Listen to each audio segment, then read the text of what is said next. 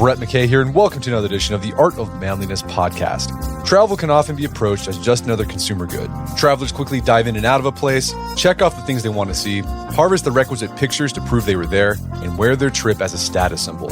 My guest, Rolf Potts, thinks there's a better way to approach travel. After exploring the world for years, he wrote a book called Vagabonding, which laid out the practicalities of how to execute long-term travel. 20 years later, he's back with a new book, The Vagabond's Way, with reflections on the more philosophical side of that kind of travel, which you can take on any type of trip. Today on the show, Rolf explains the vagabonding ethos, which involves slowing down, being open to surprises, and really paying attention to your experiences. He first discusses how taking an overly romantic view of travel can actually diminish the enjoyment of traveling. We then turn to the idea that seeking to take a more authentic approach to travel shouldn't mean trying too hard to differentiate yourself from the quote-unquote typical tourist, and how to approach stereotypical tourist stuff with a nuanced view. We discuss how to use the idea of pilgrimage beyond its religious connotations as a pretext for choosing places to visit. We also delve into how to deal with the culture shock that can come both from visiting a new place and returning home from a long trip. We end our conversation with how the attentive, adventurous attitude which underlies the Vagabond's Way can also be applied to exploring your own backyard. After the show's over, check out our show notes at awim.is/vagabond.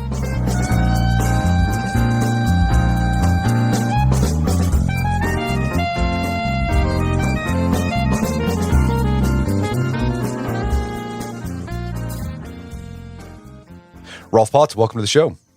Glad to talk to you, Brett. So you are a travel writer, and you've written a lot about a travel lifestyle that you call vagabonding, and you got a new book out called The Vagabond's Way. It's 366 meditations on wanderlust, discovery, and the art of travel. So it's one of these books you can just pick up and read a passage a day. It's really nice, really quick hit. So let's talk about vagabonding. How do you define, what is vagabonding, and how does it differ from just like a 2-week vacation somewhere? Yeah, vagabonding is about sort of intentionally taking time off from your normal life to travel in earnest, not necessarily as a vacation or a consumer act, but as a part of your real life, not as an escape from your life, but as an escape into your life. And long-term is a big factor in this. It's the idea of traveling for a year, or if you don't have that much time, 6 weeks or 6 months, but basically giving over a time in your life to travel and learning from that experience and broadening your life and sort of using that journey as a way to see your life options and to educate yourself about the world's riches.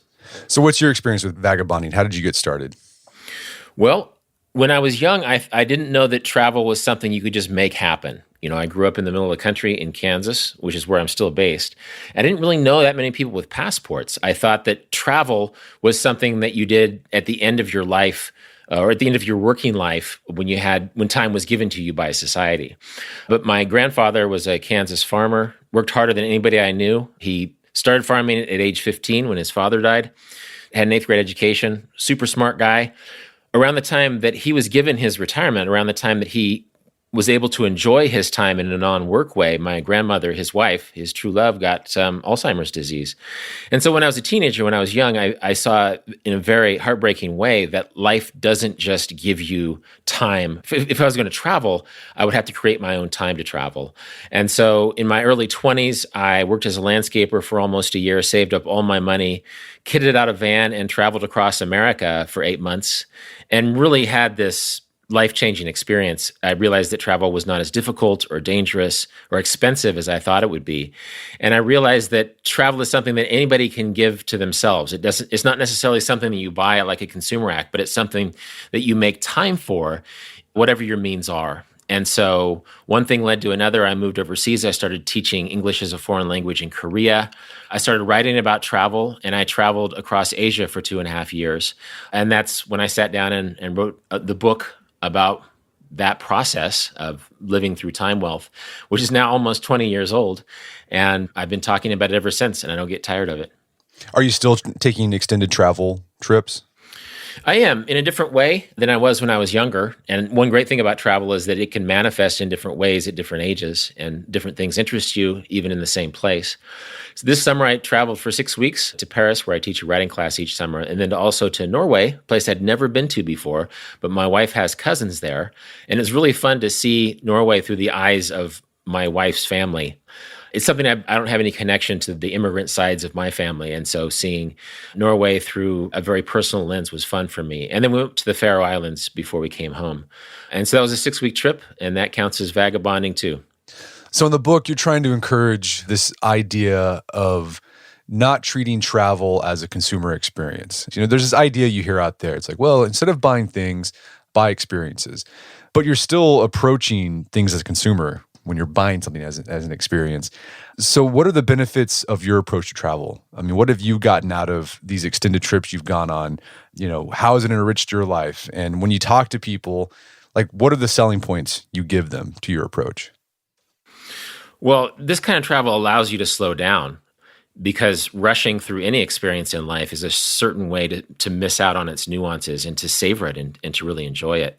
So in giving yourself, say, a year to travel, you don't necessarily need to go to every continent in the world, but maybe you can spend a year in a handful of places in a way that really allows you to be slow and be still and enjoy those places. It's funny, I've been hosting writing classes in Paris for many years now. And a lot of times my friends or my students, they'll come and they'll get frustrated at how slow the wait staff is at restaurants, because they want to get out and experience Paris. They want to get out and tick off the things on their checklist. And I used to be that way too. But then what I realized is that you are experiencing Paris by having a very slow lunch. French people don't rush through lunch to get it out of the way. That is a very specific pleasure in their day. And it's not until you can relax and enjoy a 3-hour lunch where the wait staff is not going to bring you the check until you ask for it. And they're going to be very careful in asking you recommendations, because that's their job and they take pride in that. I use that as a metaphor because that slowing down is something we sometimes forget to do, even at home, to have full life experiences. And so travel really taught me that, long-term travel especially.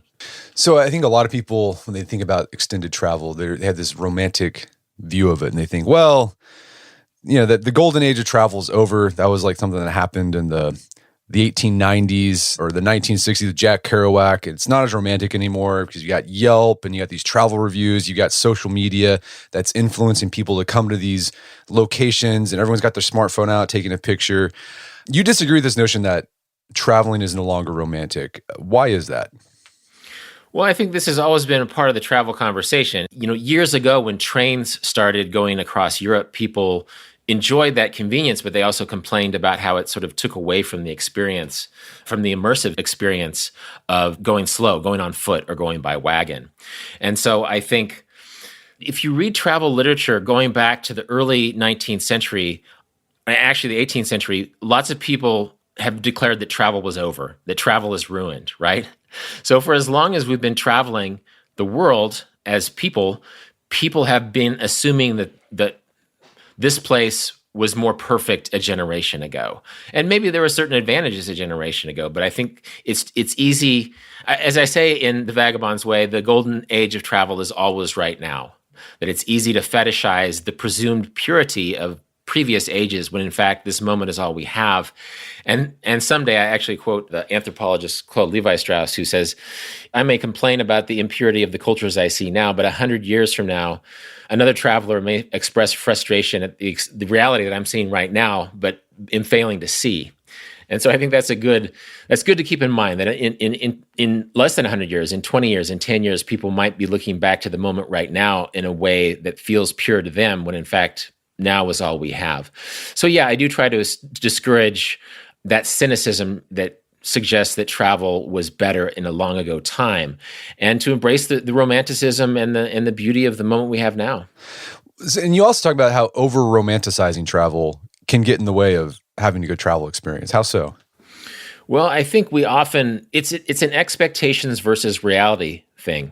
And I think for all the preparation we do before we travel, after a week on the road, you're way smarter than any information you could have gotten from a computer. If you don't allow yourself to adapt to the real world as it is, as opposed to the filtered world, you're going to be selling your travel short. Oftentimes in cross-cultural situations, you're looking for the tribesmen wearing traditional clothing in this part of Africa. You're looking for these ancient art traditions in this part of Papua New Guinea. And you feel like you're being cheated if these people are wearing blue jeans and using smartphones. When in fact, I think human cultures have always changed. And it's it's truer to those cultures when those people, they might be interested in art traditions, they might have some clothing that is traditional, but all culture is flexible, and jeans and smartphones do not ruin a culture. It's just you're discovering that those cultures are more complex, more modern, more changing than you would have assumed before you left home. So I think if you're always judging your travels through those two-dimensional stereotypes by which you thought they would be, then you're going to be selling it short. I think you have to be humble as a traveler and realize that the world can surprise you. And that's the great thing about travel, is that regardless of what you planned, it will surprise you in ways that can be amazing. Is that an American phenomenon to treat like travel like we expect it to be like It's a Small World at Disneyland? Yeah, I mean, that goes into the consumer experience, that travel, like they used to complain about glossy magazines. Now they complain about Instagram. It's like the beaches are always empty, the cocktails are always full. There's sort of this perfection that is a part of tourism marketing, which is fine. There's great experiences to be had on the road, but those expectations are never exactly like it happens in real time. And so I think sometimes when we go with a bucket list of sightseeing activities, that's fine. I have nothing against bucket lists, but sometimes it's those subtler things that surprise you that are cooler than any Instagram sunset photo that was probably faked anyway. It was probably had 10 people in line behind the person who took that Instagram photo. Well, another point you made I thought was really interesting is to this idea that cultures are complex. They're always changing, and how the cultures can respond to travelers, right? 'Cause they see what travelers want, right? And this is part of their economy. And so in some countries, right, in Africa, where they're wearing blue jeans and using smartphones, they'll actually have like places where you can go and get your picture taken with the guys, in grass skirts or whatever, and like the typical tribal wear, because they understand that's what people want, and that's part of their economy. Yeah, social scientists have talked about this. There's different phrases to call this, and actually as far back as the 70s, like a governmental minister in Tanzania is like, yeah, we created this tribal village. It's where the tourists want to go. It might be fake, but it's less of a hassle than tourists wandering through villages asking where the real Africans are, when in fact, real Africans are the guys in blue jeans, And I think that's an ongoing challenge. I think people always have this idealized image of how things should be, but in a weird way, it can be dehumanizing to look for the person in the most traditional garb as the, quote, authentic person, when in fact, everybody's authentic.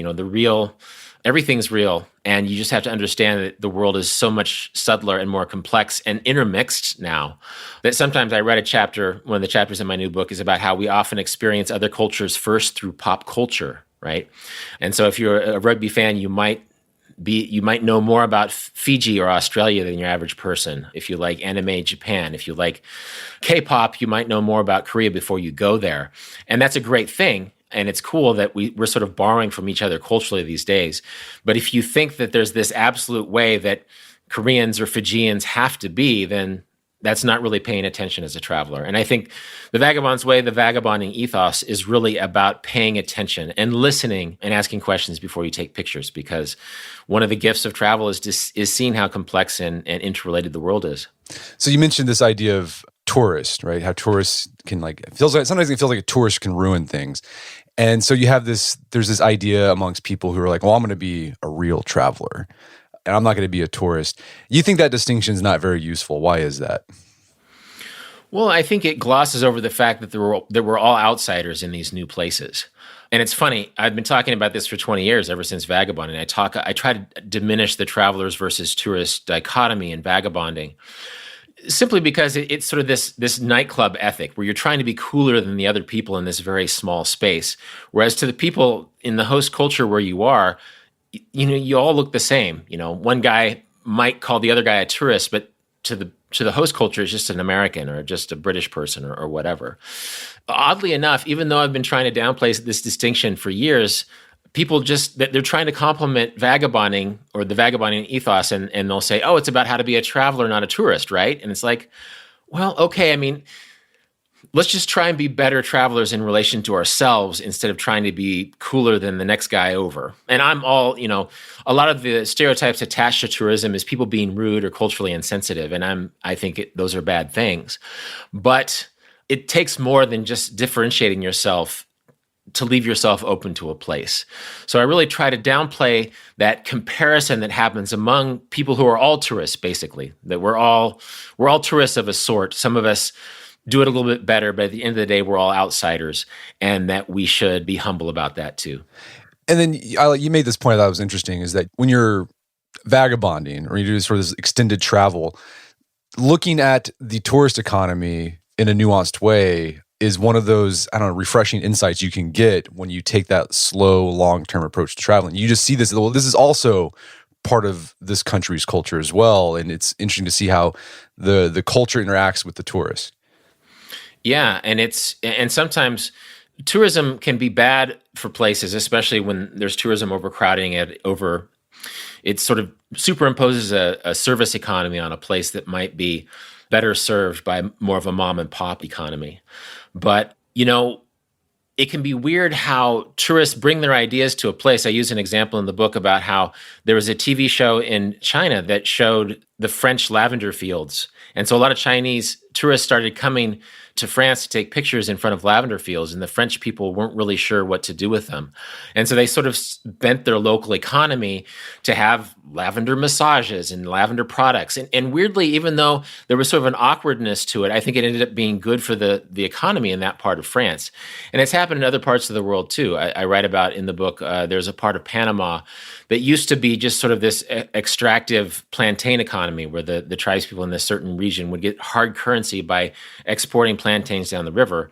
When they realized that they could host tourists in their own community and sort of share their traditions in a way that outsiders would pay for and buy souvenirs and things, tourism actually diversified their economy in that place. And in other parts of the world, Papua New Guinea as well, art traditions have been revived. Bali is another example, by tourist interest in these local traditions. And so that's part of the complication or the complexity of the travel experiences that I was talking about, is that sometimes if practiced mindfully, you can really support communities by just taking an interest in and spending time there and using local guest houses and buying souvenirs and eating at local restaurants and listening and engaging. That dynamic can also happen here in the United States. So my family went to a dude ranch in Wyoming this summer. And what I thought was interesting, a lot of the guests were from South America. There's like a big family from Germany. And I later learned that in Germany, cowboys and Indians are like a really big deal. And so these guys came to the United States to this dude ranch. They just wanted the cowboy experience. Like they just thought that this was a legit cowboy experience.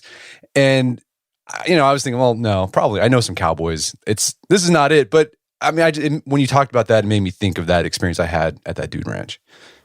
Yeah, and I've been using a lot of international examples, but the same thing happens locally too. Americans can take stereotypes to dude ranches. And in fact, sometimes I'm from Kansas. I know you're from Oklahoma. Kansas is not a very touristed place. It's a place people mostly know from stereotypes. And if it's not the Wizard of Oz, it's some sort of political generalization. And so sometimes when people visit me in Kansas, they ask questions that feel naive, that are sort of through the lens of, sort of this stereotype that Kansas has cowboys, or that it's this very conservative and flexible place, when in fact, those are just stereotypes from outside. You can find those stereotypes, but it's not necessarily that way. And I actually talk about, Germans have been interested in cowboy culture since the 19th century when, actually, I use a word in the book for it. I would mess up the German pronunciation, but it basically means Indian enthusiasm. And they basically read these pulp fictions about the Wild West that were very popular in Germany. But those pulp fictions were written by a guy from Saxony, right? He hadn't been to the United States. He just read cowboy novels in English, and he wrote German versions, which were very popular. And so for 100 years or more, Germans had been coming sort of encouraged by the stereotypes from this pop culture vision of the American West. And they come to the U.S. and they sort of demand to see it in a way, and that has bent. Actually, in the United States also, you'll see dude ranches, you'll see Navajo gift shops that are really sort of catering to stereotypes of what those places are like, more so than what day-to-day life is like there. And so that's one thing I try to encourage in the vagabonding ethic, be it in Arizona or the other side of the world, to really slow down and let your expectations take a back seat to what you're seeing before your eyes, and to let inquiry rather than stereotypes influence what you're going to do there. Okay, so it sounds like overall, don't write off the touristy stuff altogether. And also, like, don't try to outcool your fellow traveler, because that's just not a good mindset to have going into something. And also, also the stereotypical tourist stuff can be fun. That's why you don't want to shut yourself off to it completely. It can also be good for the local economy. But then also at the same time, like, see the touristy stuff in a nuanced way. Like, don't go into it with your preconceived notions. Try to see what's there. We're going to take a quick break for a word from our sponsors. And now back to the show. So how do you pick a place to travel to? Is it just like if you got that wanderlust for a specific place, you would just follow that? Absolutely. I think this is something that can be overplanned sometimes. People are trying to figure out, there's this language in the travel industry, oh, this place is hot, this place is trendy, this place is the place to be. Well, that's kind of a bad decision, to choose your travel plans over, right? If you feel an urge to go to a place, I talked about Fijian rugby before. Like if you love watching Fijian rugby, well, go to Fiji, talk to people. Fijians love to talk about that sort of thing. Just sort of follow those instincts. And oftentimes there's a sort of two-dimensional inspiration that, like, we associate travel with the Eiffel Tower. So we want to go to Paris and see the Eiffel Tower. That's great. I hung out with my wife under the Eiffel Tower this summer. It was fantastic. But what's beyond that, So I think in a way, your reason for going to a place is less important than what you do when you get there. And I think as much fun as you can have under the Eiffel Tower, wandering off into those neighborhoods and sort of following the smell of a patisserie, or hearing the sounds of a music festival, or just allowing yourself to be surprised and humbled by a city, that is going to be rewarding regardless of where in the world you go. And oftentimes people complain about other tourists in tourist attractions. And it's like, well, that's fine, but just go to a place that isn't a tourist attraction. You don't have to travel that far off the tourist trail to find a place that is more authentic to what you thought this place would be. I think allowing yourself to be flexible wherever you go sort of absolves yourself from having too much pressure on where you go. Go to a place because it captures your imagination, and then whatever happens there is why you went there. Well, another point you make in the book that I liked was you can use this idea of pilgrimages to help provide some structure for your travels. So how have you used pilgrimages, or how have you seen people use pilgrimages in their vagabonding? Well, I think you don't set limit on pilgrimage, because there's grand pilgrimage traditions in all of the major world religions, and they've actually created a big body of literature. But your pilgrimage can be like going to the St. Andrew's course in Scotland because you like golf, right? It can be going to a candy factory in Ohio that manufactures your favorite candy bar. That basically these pretexts are chances for you to go to a place that has really blown your mind. Like, I've never properly been to Kenya. I was only in Kenya for less than a day, but I grew up being a runner, and some of my running heroes were Kenyans. And so when I do go to Kenya, it will in part be a pilgrimage that honors my young self as a runner who really saw this place as a country of excellence that produced people who could run faster than other people. And so I think my future travels to Kenya will probably be pegged to that, and that's a pretty good reason too. So really, a pilgrimage can be through the lens of anything that you love or are devoted for or even interested in. And so that can be popular culture, that can be old traditions, that could be Muay Thai and going to Thailand. It can be almost anything. And what the pilgrimage does, it's a pretext to go. It's a pretext to have the journey and the experiences that happen along the way. Even people who travel with the idea of religious devotion, part of what makes arriving at that, Jerusalem or Mecca important is what happens along the way, the new experience of life and the new self-sufficiency and surprise that happens along the way. That's the gift of the pilgrimage, be it for religious reasons or for whimsical reasons. I've got two pilgrimages that I've been developing in my head. The first one is I'm a big fan of Teddy Roosevelt. So one of the pilgrimages I'm putting together is visit the places that he visited in the United States. So I've been to his birthplace, but I haven't been to Oyster Bay where he lived. There's places here in Oklahoma that he visited that I'd like to go check out. Go to the Badlands, and that would be great to do. The other pilgrimage that I thought I've been putting together is, my favorite book is Lonesome Dove. And I thought it'd be fun to follow the Lonesome Dove trail that was set out in the book, but like follow it like today and see what that's like. Yeah, well, actually, that I love to hear that kind of thing because Lonesome Dove, is that Larry McMurtry? Yes. Yeah, well, there's a specific town in Texas, I forget the name of it, where he owned a bookstore with like 30,000 books. Archer City.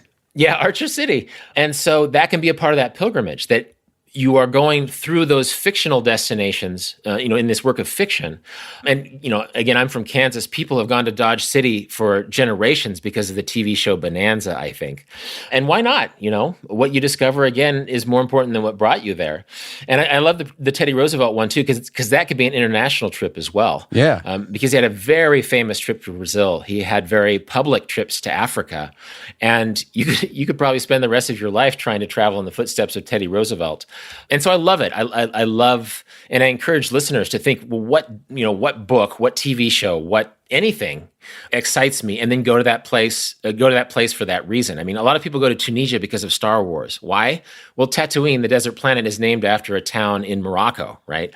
And actually, they filmed a lot of Star Wars in Morocco. And so people go there. People go to New Zealand for Lord of the Rings, right? They go to Dubrovnik for Game of Thrones, which sounds silly on the face of it, but I think if you can, if you can enjoy your fanboy trip or your pilgrimage within this framework, but also allow yourself to be surprised and listen and slow down and ask questions, then you'll get so many more gifts than the parameters of the pilgrimage itself. What's your take on travel photography? Because I think a lot of people, that's the big reason why they go. They want the pic. Like, why do we have this urge to catalog our travel, and how can we do it in a way that so it doesn't get in the way of our experience? That's a good question. And it's a big challenge now, especially now that photos are so easy to take. Susan Sontag wrote a book called On Photography in 1977, which is before the smartphone, which is so prescient and so smart in regards to how she talks about how we put the camera between ourselves and an experience. If in doubt, the traveler will raise their camera instead of, really engaging with a place. Well, now it's far easier than 1977 to do this. I also talk about how the notion of the picturesque goes back to a minister called William Gilpin in England in the late 18th century, who wrote this treatise basically arguing that the visual sense was the most important and that travelers should seek to capture these images in their minds. Well, about a generation after he wrote that, they invented the camera, and suddenly you could literally do on paper what he was encouraging people to see in their minds. And travel has become this very visual thing. We have all five senses, but we usually just see it in a visual way, which is fine. I take a lot of photos myself, but still we have this, maybe now more than ever, we're tempted to put a camera between ourselves and that experience. And oftentimes that comes at the expense of true engagement with the culture. Like oftentimes there's an ethical component to this because you'll often take pictures of people you don't know without talking to them, without engaging them. You're sort of just harvesting these stereotypical pictures from a place in Africa or Eastern Europe or wherever where people don't necessarily look like you. And you're sort of objectifying those people through your camera because instead of engaging with them and sort of getting a sense for who you are, you're, again, placing the camera between yourself and the experience. And this happens quite a bit in social media too, that often the Instagram stories we see, the Instagram pictures we see are sort of staged experiences that have been staged for the camera more than they are an interaction with place. So I don't want to condemn using a camera as you travel because I use mine a lot myself, but I do want to encourage being thoughtful and being more dynamic about how you use the camera lens to navigate the travel experience. Yeah, that point about how travel it's more than just visual. We use our other senses as well. I've noticed this. So I lived in Tijuana for a couple of years, and in certain parts of Tijuana, like the I don't know how it is now. That was like 20 something years ago. The utilities aren't well developed. Sometimes they just build houses, shacks, wherever, and so you don't have any infrastructure like plumbing. And so in some of these places, you'd have just black water going through the street, and there's like a smell to it, right? Y'all and every now and then, like I'll catch a whiff of it. If like I'm driving by the sanitation facility here in Tulsa, you catch that, and I catch a whiff of that, and I'm immediately taken back to like walking the streets in Tijuana. Or there's like certain types of house cleaning products they used in Mexico, and I'll be in Walmart. And Walmart now here in the United States, they'll have sections where you can buy stuff you can get in Mexico, right? That because there's a lot of Latin Americans that live in the United States. And also with that, and I'm immediately taken back to like some grocery store in Mexico. I mean, I wouldn't have had that if I just focused on my sense of sight for my travel experience. Absolutely. And this ties into again, what Byung-Chul Han, the philosopher, said about the scent of time, that you can't fast forward smell. Smell is a great sense. You can probably fast forward through this podcast, you can fast forward through your Netflix movies, but you can't fast forward scent. Scent demands patience and being there. And it's also very associative. It's very much a memory trigger. And I love that. I spent 2 years in Korea when I was younger. And when I'm in a grumpy mood, my wife will fix me Korean food because it's sort of my comfort food. And so that's another sense, taste, which takes smell into account too.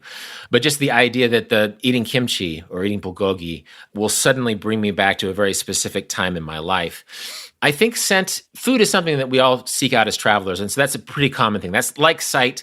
There's sightseeing. People also sort of travel according to their stomach, but smell is a great thing. I love that you have associations with Tijuana through cleaning detergents or even bad smells.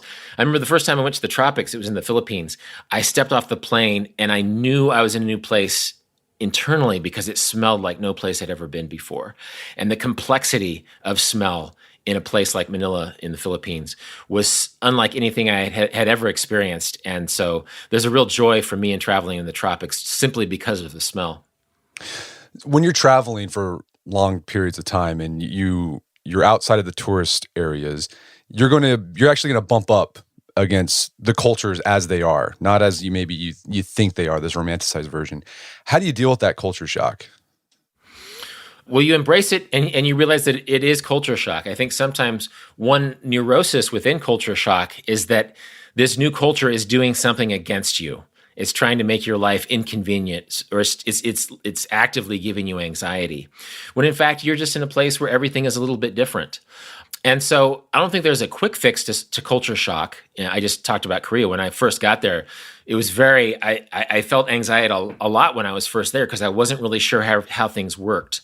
And so I think patience and slowing down is really a good way to deal with culture shock, and to know that the longer you stay in a place, the more comfortable you'll get with its otherness, and then suddenly you'll be learning things that you had no idea that you were going to learn before you went there.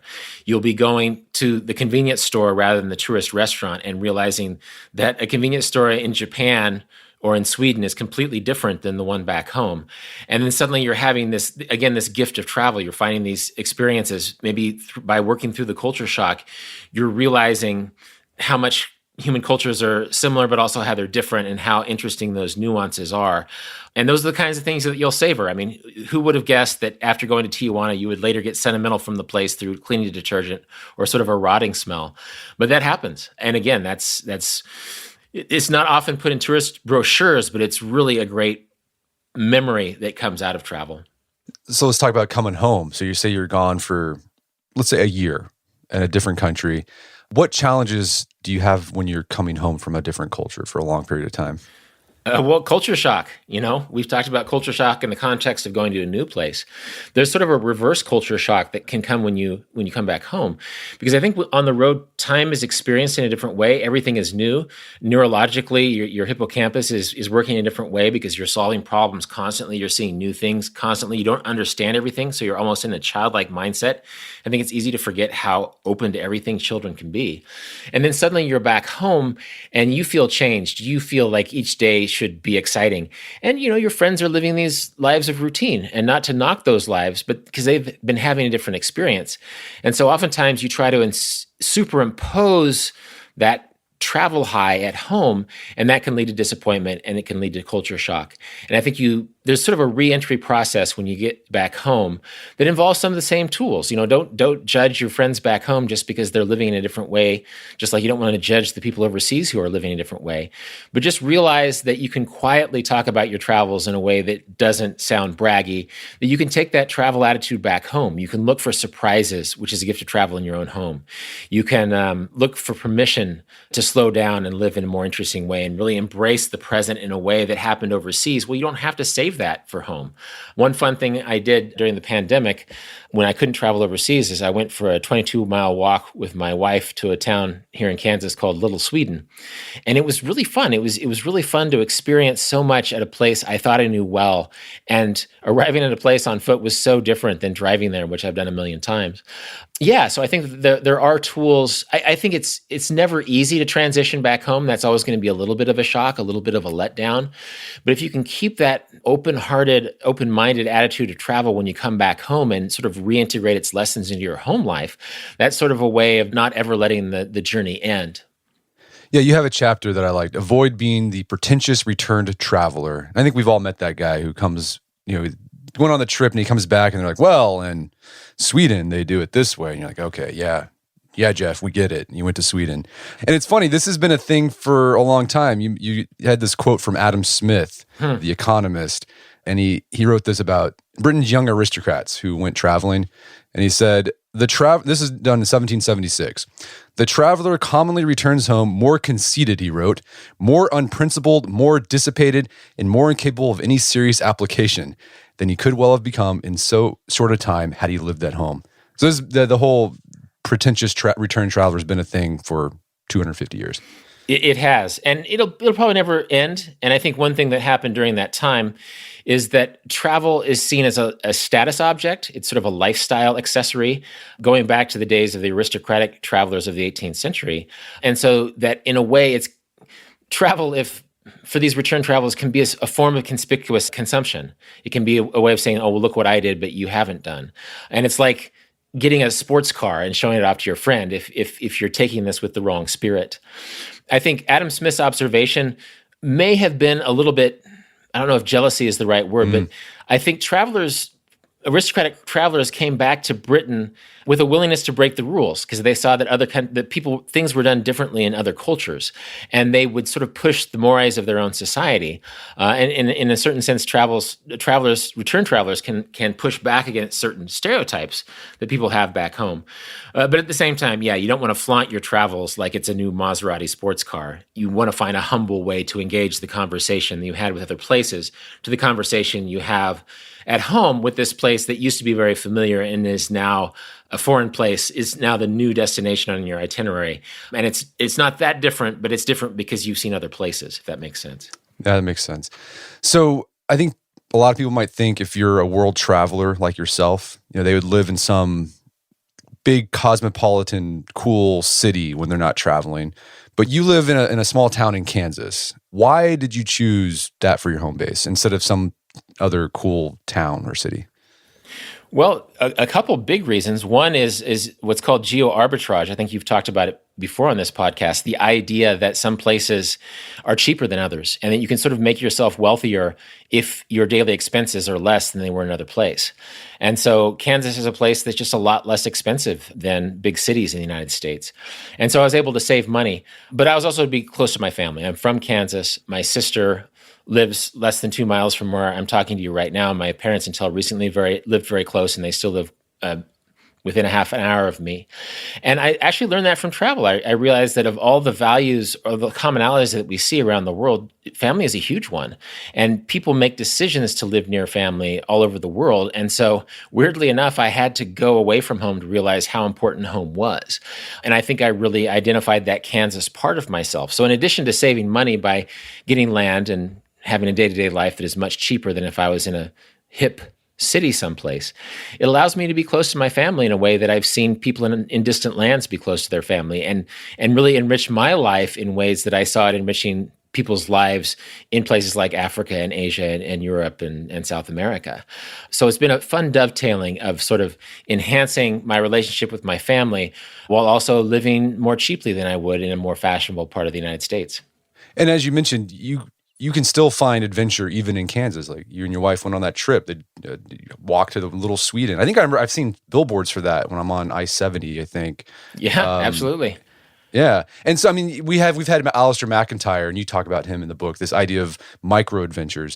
You don't have to travel super long distances to foreign countries to get this experience of travel. You can do this in your own state and get a similar experience.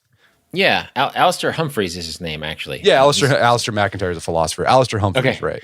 Yeah, no, he was as a young guy, he had these amazing adventures. He like rode across the Atlantic and he walked across India and he did these amazing travels in Africa.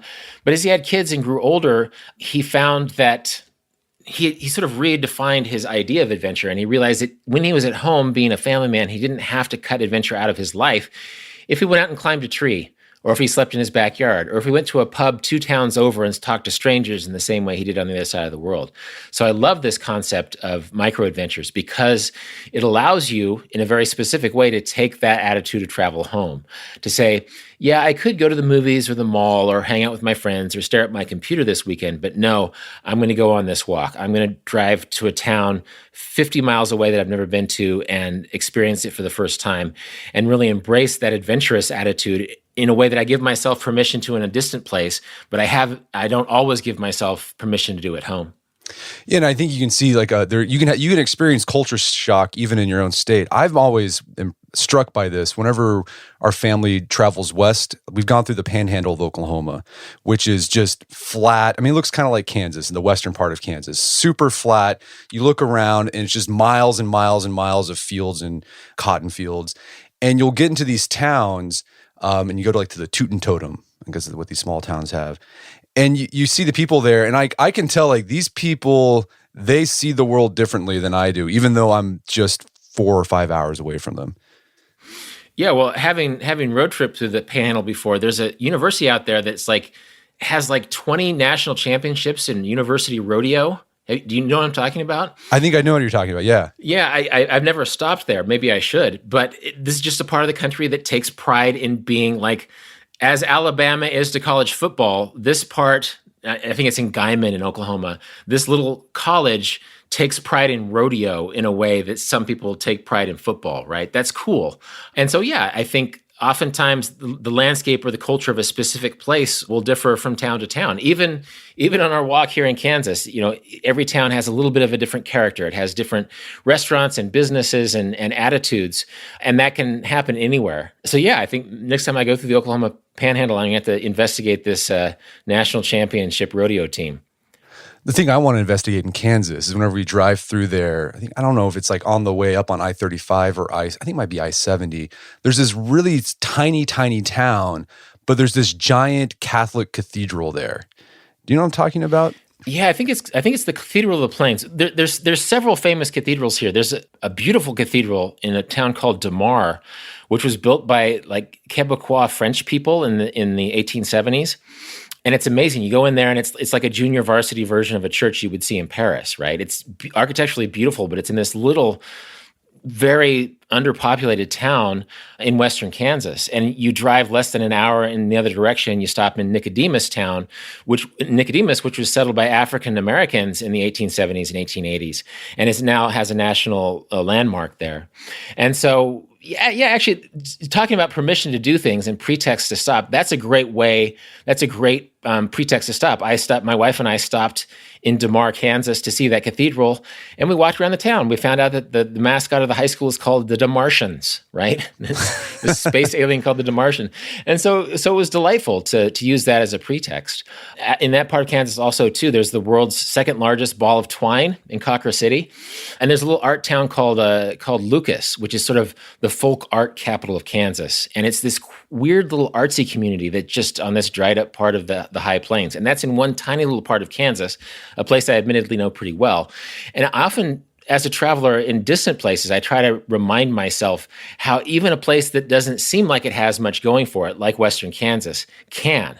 And so if I'm in a boring part of Thailand or South Africa or Bolivia, I remind myself how much there is to see in a place like Western Kansas, and I try to adjust accordingly. Well, Rolf, this has been a great conversation. Where can people go to learn more about the book and your work? They can go to rolfpotts.com. That has links to everything, all my books and podcasts and articles I've written over the years, or go to the local bookstore. I try to encourage people to go to their local independent bookstore, and you can ask for it there. If they don't have it, they can order it in.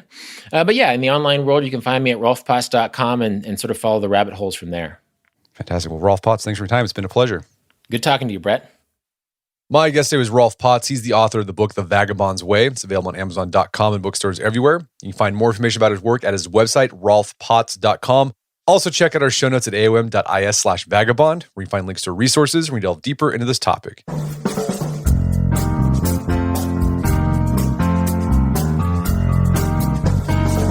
Well, that wraps up another edition of the AOM podcast. Make sure to check out our website at artofmanliness.com, where you find our podcast archives, as well as thousands of articles written over the years about pretty much anything you think of. And if you'd like to enjoy ad-free episodes of the AOM podcast, you can do so on Stitcher Premium. Head over to StitcherPremium.com, sign up, use code Manliness at checkout for a free month trial. Once you're signed up, download the Stitcher app on Android or iOS, and you can start enjoying ad-free episodes of the AOM podcast. And if you haven't done so already, I'd appreciate if you take 1 minute to give us a review on Apple Podcasts or Spotify. It helps out a lot. And if you've done that already, thank you. Please consider sharing the show with a friend or family member who you think would get something out of it.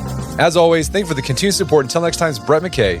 Remind you to listen to the AOM podcast, but put what you've heard into action.